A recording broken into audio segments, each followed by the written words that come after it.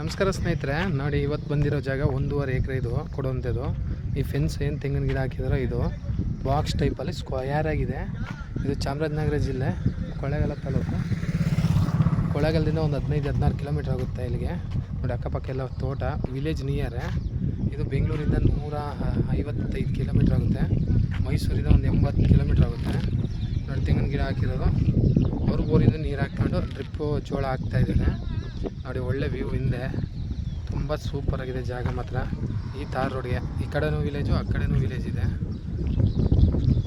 ಮಣ್ಣು ಮಾತ್ರ ಕೆಂಪು ಮಣ್ಣು. ಅಲ್ಲಿ ನೋಡಿ ಸುತ್ತ ಮನೆಗಳು ಕೊಡ್ತಾ ಇದ್ದಾರೆ, ಈ ಕಡೆನೂ ಮನೆ ಕಟ್ತಾ ಇದ್ದಾರೆ, ಈ ಕಡೆನೂ ಎಲ್ಲ ಸುತ್ತ ತೋಟ ಮಾಡಿದ್ದಾರೆ.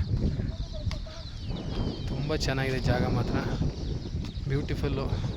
ರೆಡ್ಡು ಮಣ್ಣಂತೂ ರೆಡ್ಡು ಮಣ್ಣು ನೋಡಿ, ಸುತ್ತ ತೋಟಗಳೇ, ತೆಂಗು ಗಿಂಗು ಹಿಂದೆ ಎಲ್ಲ ತೋಟಗಳೇ, ಮನೆಗಳು ಸುತ್ತ ತೋಟದ ಮನೆಗಳು, ವಿಲೇಜು ಎಲ್ಲ ಹತ್ರ ಇದೆ.